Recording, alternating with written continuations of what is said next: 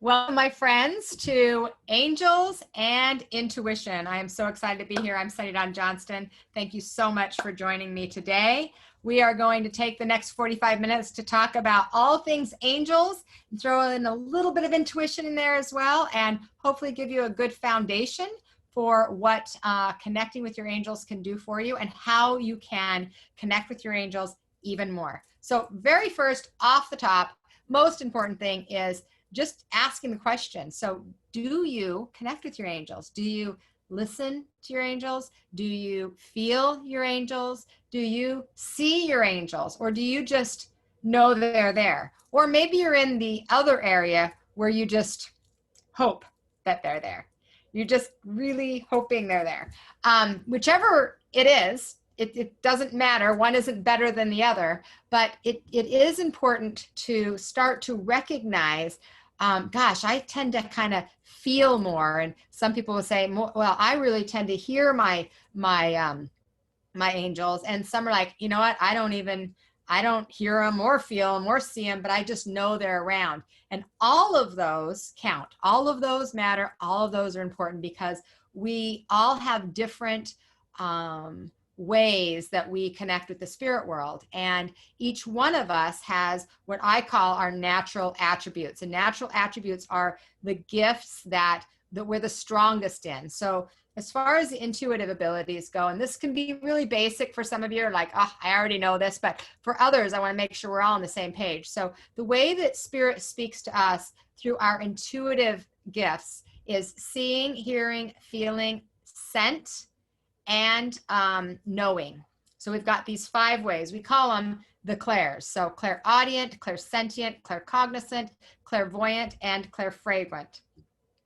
When you are opening the door to connect with your angels, you are wanting to have an experience with them. You're wanting to feel them or see them or hear them or know them.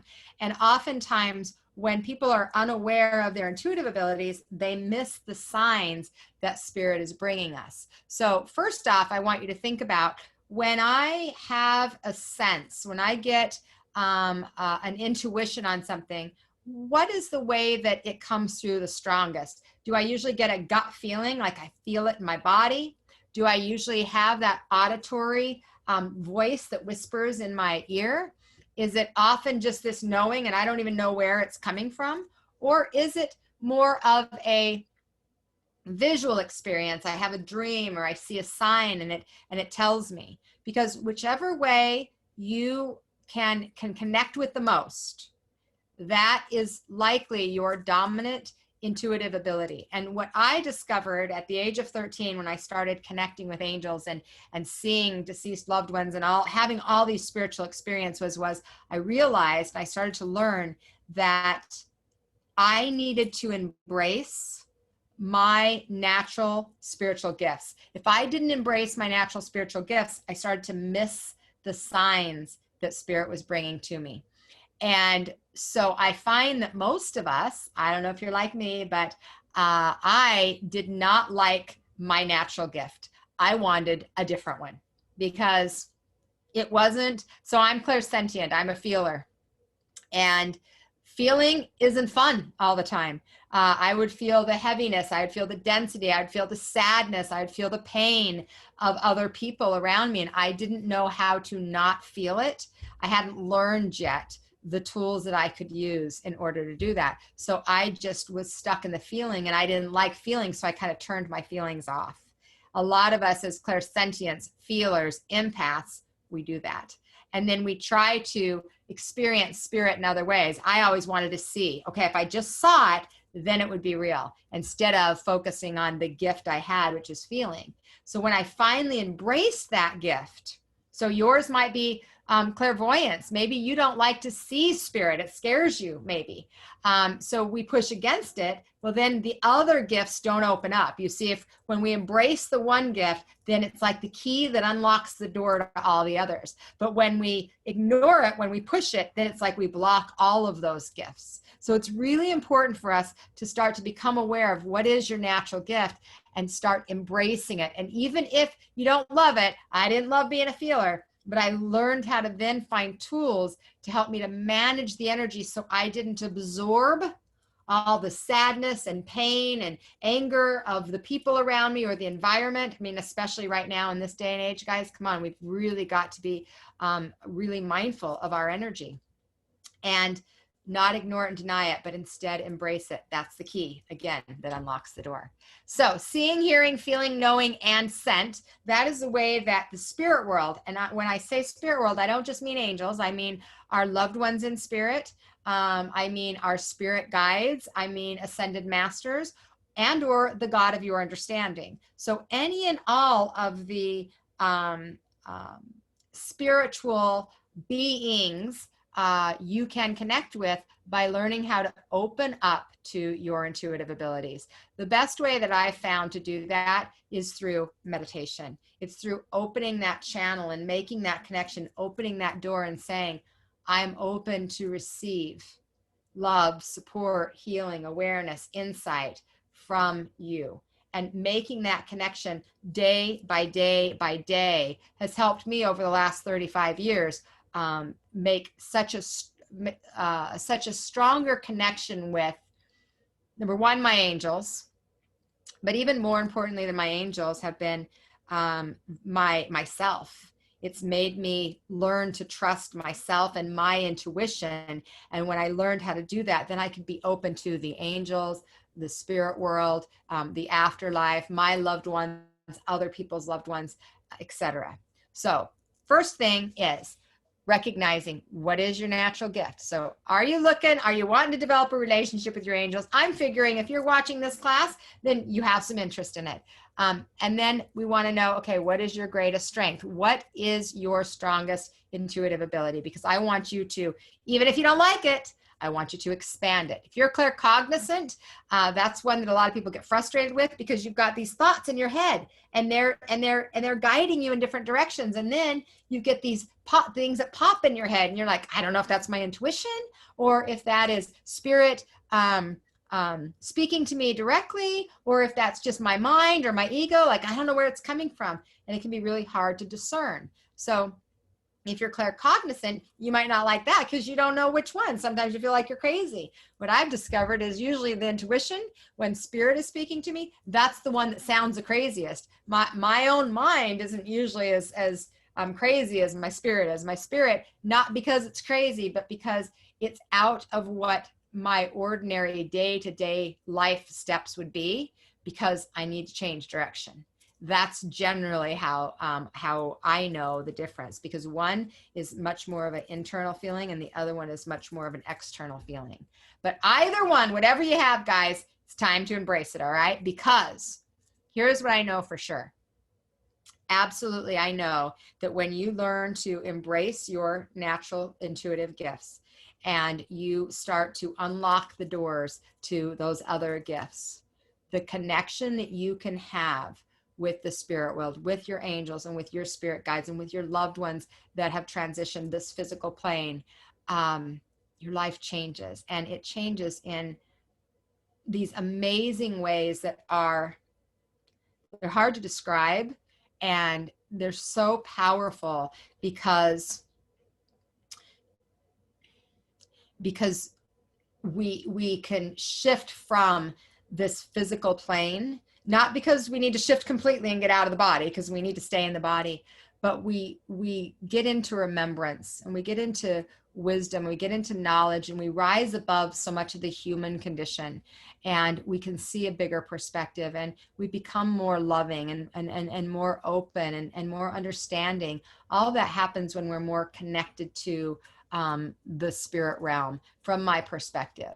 So opening up that intuition, that's number one. Now let's talk about how to connect with those angels. So I want to share with you just real quickly so that you have a little bit of an understanding of how I got started in the angelic realm. And it wasn't intentional. So, I didn't take a class on angels and say, okay, I want to learn how to connect with my angels. But I did take a class, but it wasn't one I signed up for in this physical world anyway. So 36 years ago, I was in bed. I was 13 years old, and I was in bed one night. I had gone to sleep regular time, And I woke up at 1 o'clock in the morning, and I looked at the clock, and I went to roll over. And when I went to roll over, there was this bright, bright light above me. And so literally I rolled over. I saw this beautiful, like indescribable color, full light being above my bed. And over and above what I saw was what I felt. And what I felt was this feeling of just unconditional love, support, connection. Like it was just, I'd never felt that in my life.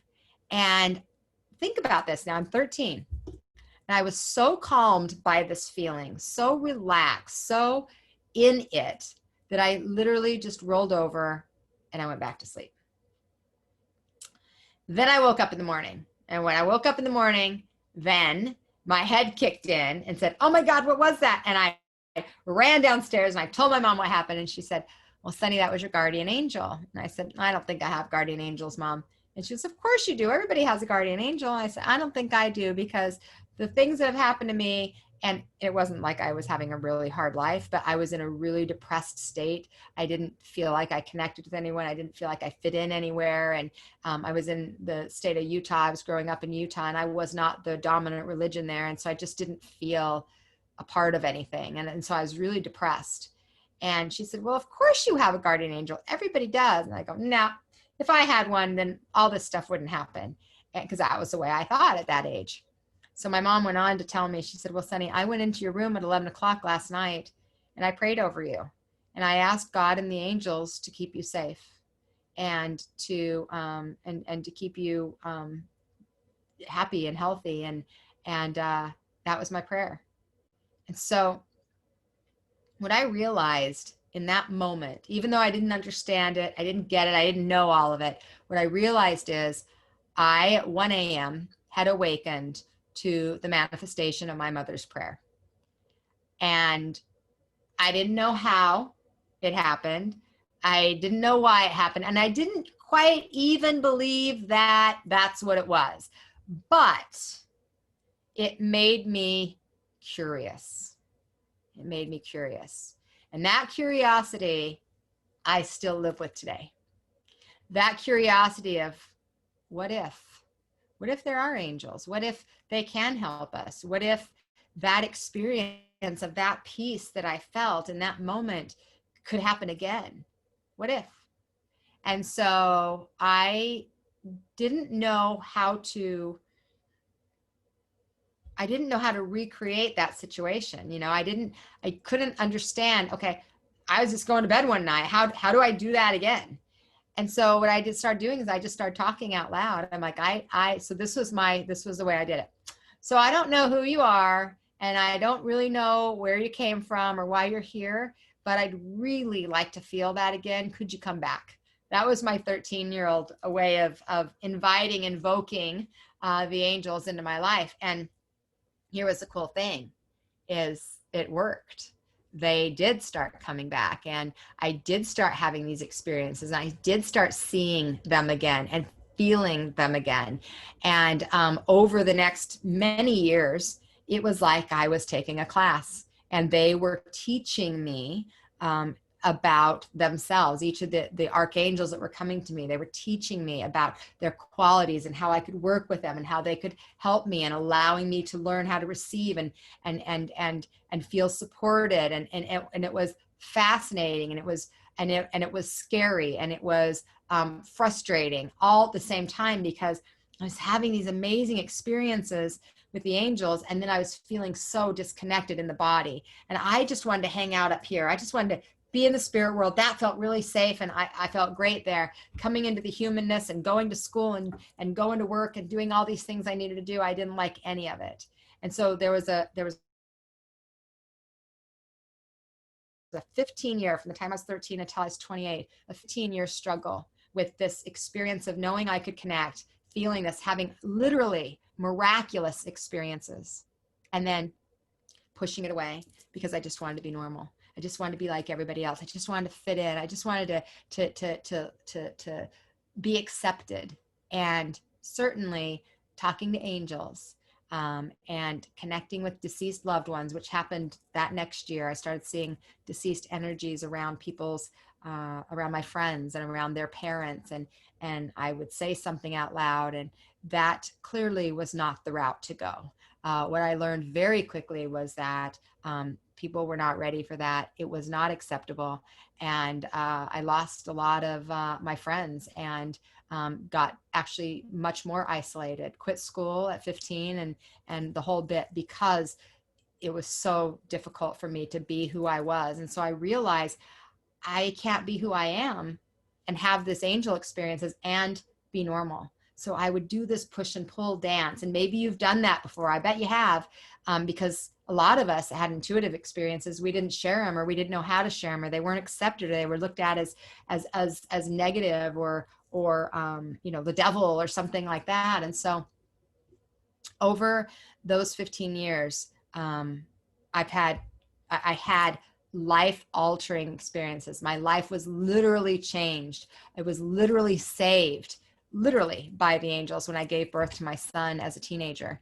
And yet at the same time, I just kept pushing away. So I want to talk about the embracing of the angels. And I want to talk about how you can start to develop a stronger relationship with them yourselves. I do want you to know this is not religious based. It's not something I studied in any kind of religion. This is something that comes from my experience of the angels over the last 36 years. So first off, when we talk about the archangels, there are many, many, many, many, many archangels.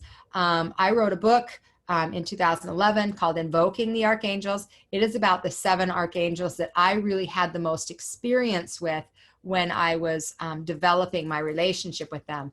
But that isn't to say that there aren't hundreds, thousands more. It's just the 7 that really were in my presence the most. Now, let's talk about what an archangel is, or what is an angel? What's the difference? So I want to share my screen real quick. And I want to go to this chart right here.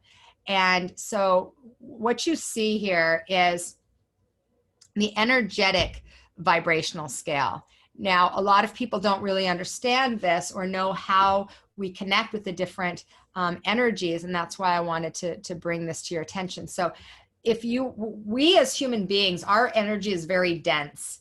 And that's because we're a spirit, very light energy, but we're in a body, which is physical, very dense energy. So we are the physical beings at the bottom here. We are the dense energy or contracted energy. When we drop our bodies, when we release the physical body and our spirit goes home, our vibration automatically raises from the physical being, because now we no longer have the physical body, to the area I call deceased loved ones. And the deceased loved ones, again, they had a body, they dropped their body, and now they're living in this vibration. Anybody who had a body that dies, transitions, drops their body, literally their vibration raises no matter what kind of person they were, good, bad, or otherwise, because they no longer have a physical body, that density that holds them down. So there they are, the deceased loved ones. Then we've got spirit guides. So spirit guides were a physical being. They chose to, or then they passed, they transitioned their body, they left their body, and then they chose to be a guide or teacher for others. Sometimes that's for their family members. So they might be a guide or a teacher to someone that was here in physical form that they know, or it could be somebody new that's coming in, but that's our spirit guides. Then we've got our angels. So our angels do not walk a physical journey. They do not embody themselves. They are here to be just this pure vibrational energy.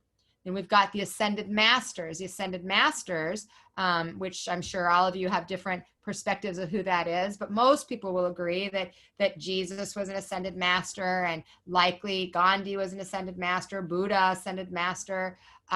When they were physical beings, they dropped their body, became a guide or a teacher, and then they ascended their vibration to this very high vibration. Then we've got the archangels. The archangels have never had a physical body. They literally are the guardians, oftentimes the connection to the God of your understanding, creation, spirit, universal energy, life force energy, whatever you call the divine, the God of your understanding. So they have not embodied. So what we want you to see is that as a low vibration, our job, if we want to connect with our spirit guard, our loved ones in spirit, our spirit guides, our angels, our ascended masters, our archangels, or the divine, what we've got to do is we've got to raise our vibration in order to connect with those energies. And so when we get to this higher vibration, that's the expansiveness, and that's the light vibration. So dense,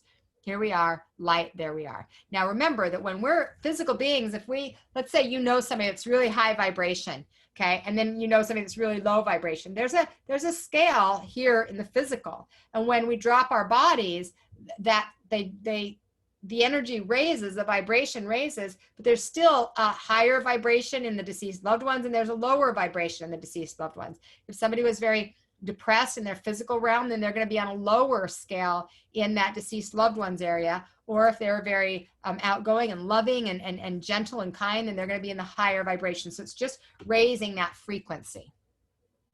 So what we want to learn to do is we want to learn to raise our vibration. And that's how you're going to connect with the angels, is by raising your vibration. So how do you do that? How do you raise your vibration? So that might be, for some people, it's meditation, which is one of the forms for me. Some people, it might be laughter. Some people, it might be singing. Some people, it might be running. I don't really get that one, but some people it is.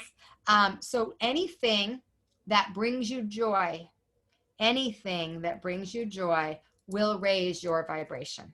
Okay, anything that brings you joy will raise your vibration. And what brings somebody else joy might not bring you joy. So it doesn't work for everybody. So some people love meditation. Other people are frustrated like crazy with meditation. And if you stay in that frustration energy instead of being open to what it could bring to you, then it's not going to raise your vibration. And the reason, again, we want to raise our vibration is if you want to connect with your deceased loved ones, your angels, the archangels, then you want your vibration to go higher. So we raise our vibration in order to connect with the angels. And then it's helpful to know, okay, well, so who are the angels and how can I call on them, and what do I call them, and how do they help me? So let's talk about that. So first off, I want to just lay a couple things down that some people aren't aware of, and this might be helpful for you. Gotta take a drink though. So first off, we call the archangels, there's all kinds of names for the archangels. So Archangel Michael, Archangel Jophiel, Archangel Gabriel, Archangel Uriel. I'm sure you've heard of some of them. And we give them names because that's what we as human beings do. Archangels, they didn't have a body. They didn't walk this planet. They didn't get a name, but we give them a name because it helps us to assign order. And it helps us to feel like we have a way of connecting with them, when in reality, the spirit world is vibrational by nature. So we connect vibrationally, energetically in the spirit world. We don't go, hey, Michael. We don't call each other by name. It's vibration. But here in this planet, with us as human beings, we need ways to make things make sense and organize things and have understanding. So that's why they have names. We gave them names. We also have assigned them male or female, masculine or feminine qualities based on those names. So we look at protection and strength and courage, and we think that's a manly name. So we give him the name Michael. And because the name is Michael, that's a male energy. So we oftentimes will refer to him. And it's okay to do that because that's how we can understand it here with human language. But the reality of it is they don't have a name and they don't have a body. Because they don't have a name or they don't have a body, they aren't male or female. They just are energy. When I first started seeing angels, the way that they came to me was literally they looked like we see in the statues and things. It was a winged being above my bed, glowing winged being above my bed. But over the years, the form has gone away. I think probably so that I wasn't scared, because I at least was familiar with what an angel figurine would look like, so I could have some kind of comprehension of it. But now they're just a light force, a light being, if you will. So oftentimes that starts to shift as you start to shift, as you start to see things a little bit more clearly. So they don't have names. They're not male or female. All right. So they don't walk the physical journey and then come into spirit. They're a high frequency vibrational being, which is why oftentimes so many people don't see the angelic realm, because they're such a high frequency. Now, when we're born, when we come to this physical planet, we are assigned a guardian angel and we're assigned a spirit guide. So everybody has a guardian angel and has a spirit guide. Some people are conscious of it, some people aren't, but they're always there from beginning to end. All right, so we get those two. They're kind of like by our sides. But we also have a team, I call it a spirit team, but we have a team of angels and spirit guides.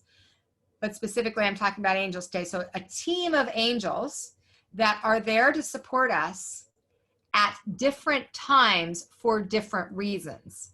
So think about this. When you're starting kindergarten, you need a particular kind of support that you don't need when you're 21 years old going to college. And then you need a different support when you're 30 years old and you're getting married. And you need a different support when you're 50 years old and your parents pass away. And you need a different support when you're getting ready to transition yourself. So angels come in to our lives based on the vibration of what we need at the time. But it's not like those same angels stay with us for our whole lifetime. They come and go based on what their qualities are and how they can serve us best. I kind of liken it to the way that our human experience is. So we have physical beings in our lives, our family, our friends that come into our lives that are there to support at different times for different reasons. And some are just there for a reason, and some are there for a season. Some are there for a lifetime. Same with the angelic realm. Some come in just for a short time. Some are there for a longer period of time to serve us, because that's what their purpose is to be here to help us. So we have this angel team, we have this spirit team, I call it, and they're here to help us. So the challenge is that a lot of us, number one, never knew that they were there. We don't know that they're there. We don't know we can call on them. Well, that's why we're having this conversation, because you can, number one. And you can call on them and invite them into your life to help support you in whatever ways you need for your highest and greatest good. Now, call them in, invite them, invoke them, ask them to be with you. It doesn't matter to me what words you use. I understand that a lot of times when people are talking about invoking the angels, it feels very, very formal. It feels like I need to get, on my hands and knees and pray, and it needs to be very serious and kind of like a lot of people were raised. That's never the way that they've taught me. They've said it doesn't matter the form that you're in. It doesn't matter if you're laying by the beach or you're sitting in a chair in the backyard, or if you're on a mountaintop, or if you're or if you are in church. It doesn't matter where you are or how you are. What matters is that you invite them in, is that you ask for that help. And it's such a great lesson for us, because so many of us as physical human beings struggle to ask for help and allow the help in. So our angels are here to help us receive their love and kindness and support and guidance. Isn't that beautiful? Don't you love that? I love it. So we want to ask or invoke or invite, whatever word feels good to you, for them to be with us. Now, here's where people get a little bit stuck. They can ask. They can say, okay, angels, help me. They don't know who to ask or how to ask. Angels, help me. Or angels, give me some guidance, or I really need some support, or please tell me what the next step is, whatever that happens to be, whatever form you do it. But they don't know exactly who to ask. Well, here is a little secret between us, is you actually don't need to know who to ask. They know who they are, and they know what you need once you open the door. However, as human beings, we like order. we like to know, I invite this one in for this, and this one in for this, and this one in for this, which is actually why I wrote the book, Invoking the Archangels, is to help people to understand who to call on for what situations. Not because it's necessary, because it isn't, but instead because it's helpful for our human minds to know, to feel like we understand who we can call in, and that's helpful to us. So that's why I wrote the book. And so what I'd like to do is share with you some of the angels that you can call in, what they're for, and that can help you to start to open the door. I'm going to give you a little exercise right now. Okay, so I hope you have a pen and paper with you. So what I'd like you to do is I'd like you to write down the days of the week, just Monday, Tuesday, Wednesday, Thursday, Friday, Saturday, Sunday. Just write down the days of the week. All right. And then as you're writing down the days of the week, I'm going to tell you a color. And I want you to write one of these colors next to the day of the week. Okay. Next to the day of the week. And just wherever you feel guided. So whatever color I say, just put it next to whichever day of the week you feel guided to. You're using your intuition. And even if you don't feel like you have intuition, because I know some people don't, you do. It is the way the Spirit speaks to us and the way we speak back, and you have it. So you're just going to have to trust me on this, okay? So you got your days of the week down. Now I'm going to give you 7 colors. So pink, white, green,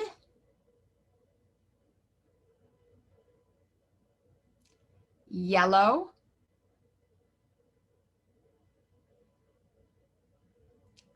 red, blue, and purple. Okay. So this is what I'm going to ask you to do. Now I'm going to tell you which archangel is connected to each one of those colors, and I want you to write their name now next to the colors. Okay. So blue is Archangel Michael, the angel of protection, guidance, strength, and courage. Purple is Archangel Zadkiel. I'll spell it for you. Zadkiel, Zadkiel. He is the angel of forgiveness and mercy.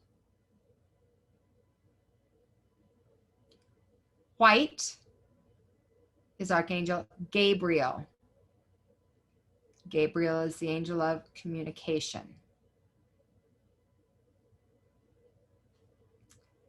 Yellow is Jophiel, Jophiel. And Jophiel is the angel of manifestation, beauty, and creativity. Pink is Archangel Chamuel, Chamuel. Chamuel is the angel of unconditional love and adoration. Red is Uriel, and Uriel is the angel of transmutation, shifting a negative to a positive and seeing the bigger picture.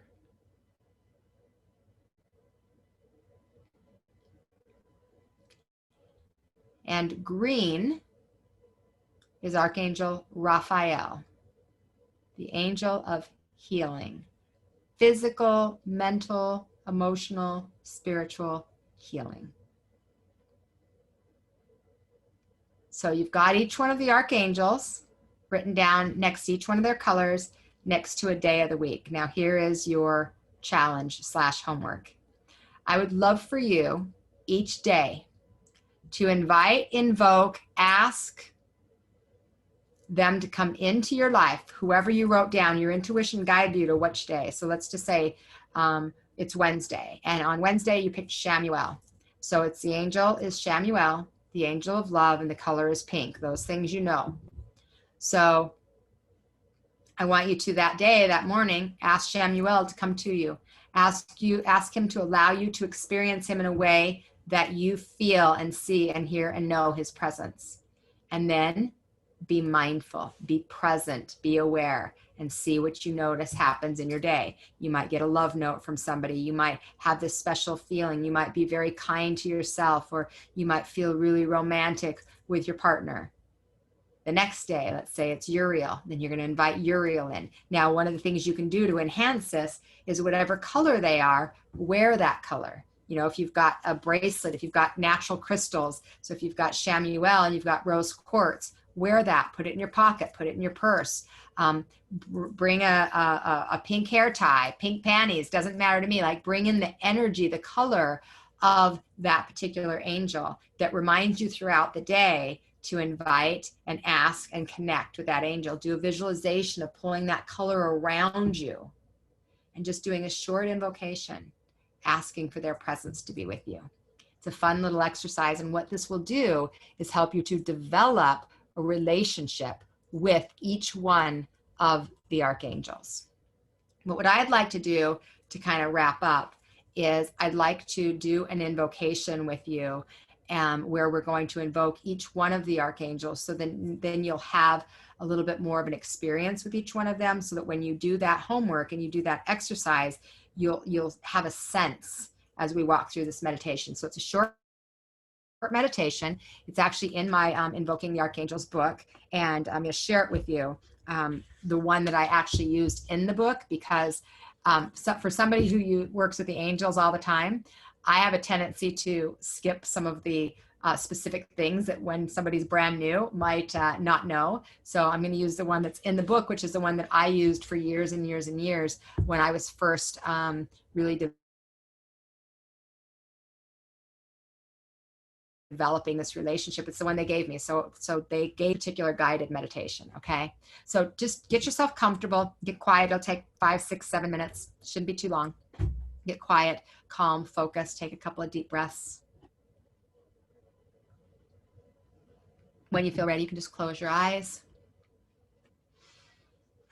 Okay, this is an invocation of the archangels, a guided meditation.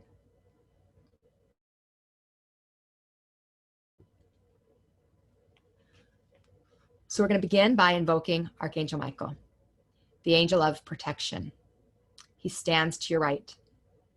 You call him in by saying in your own mind, or out loud if you feel guided to, I now invoke the mighty and powerful blue light of Archangel Michael to surround me and protect me.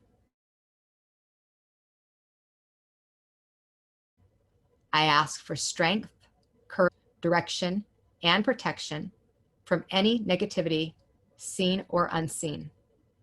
Please use your electric blue sword to release any doubts, fears, or worries. Thank you. And so it is. And just listening quietly for a moment to receive any message that might come to you.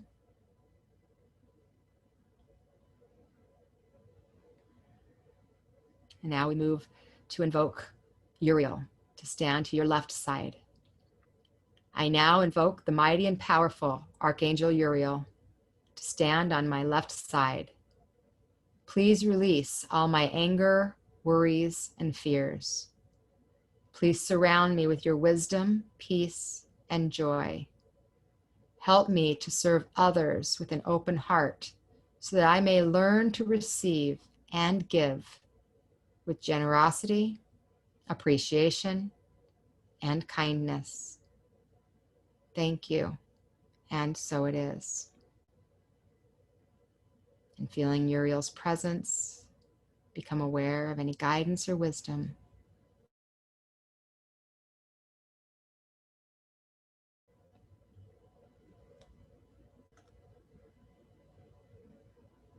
And now we invoke Archangel Raphael. Begin by imagining a beautiful emerald green energy completely enveloping you. This is the light of Archangel Raphael and his healing vibration. I now invoke the mighty and powerful Archangel Raphael to stand before me. Please surround me and fill me with the health, well-being, and wholeness. Help me to heal any wounds, physical, mental, emotional, and spiritual, from my past or present. Please help me and restore every aspect of my being. Thank you, and so it is. Taking in that healing energy flowing through you as you may feel a personal message from Raphael in your physical body.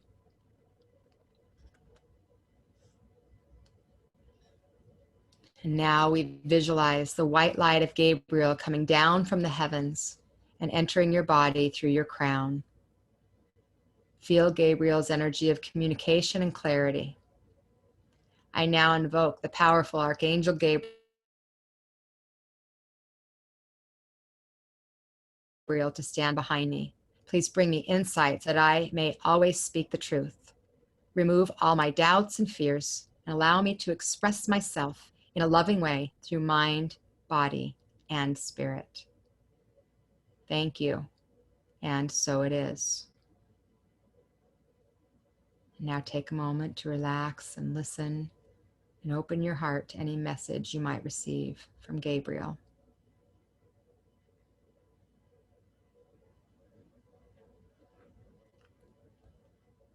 Focusing now on your heart center and the gentleness of Archangel Chamuel.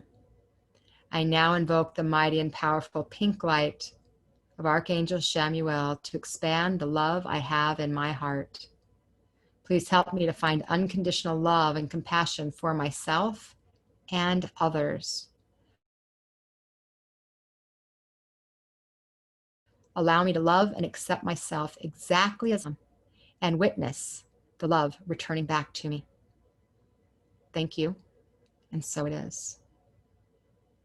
Feeling Chamuel's presence in your heart space, become aware of any guidance that Chamuel may have for you.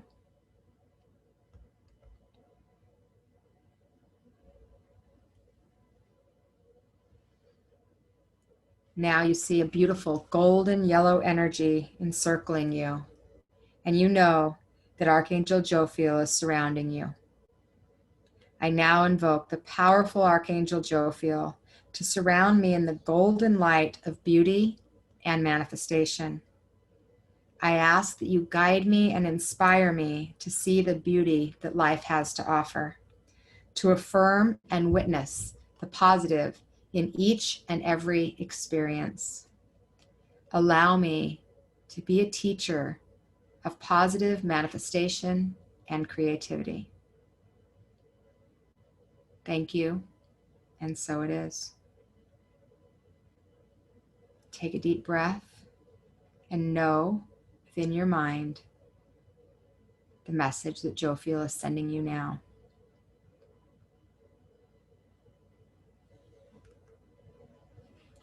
And finally, you find yourself supported by the violet ray of forgiveness and mercy, and you know Archangel Zadkiel is present.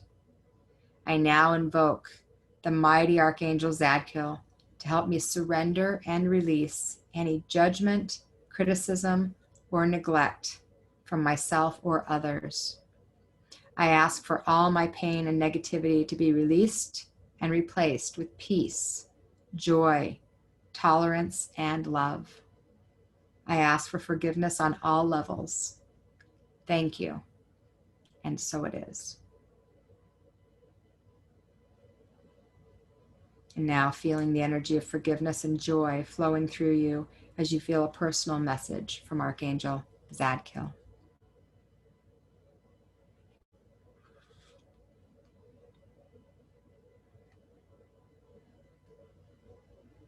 Now that you invoke the archangels, allow yourself to bathe in the unconditional love, divine perfection, and peace. As human beings, we often tend to visualize the archangels as these beautiful winged beings. It makes no difference how you perceive the archangels. They will come to you in the way that you believe them to be, so your experience is perfect for you. All that really matters is that you invite them in. Take a nice deep breath in and out.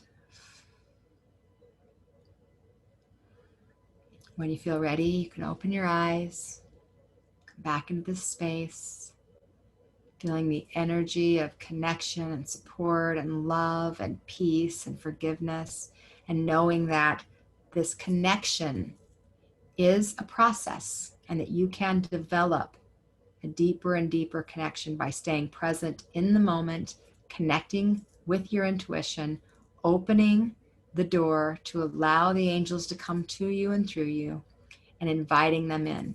I encourage you, my friends, to do that little piece of homework I gave you. It will help you to start to discern the difference between the different angels so that you can start to know and feel and have your own experience with which angel is coming at which time. And discernment is one of the hardest things to teach, but it is the coolest thing when you can start to discern it. Thank you, my friends. I hope to connect with you down the road. Have a beautiful day. Mwah.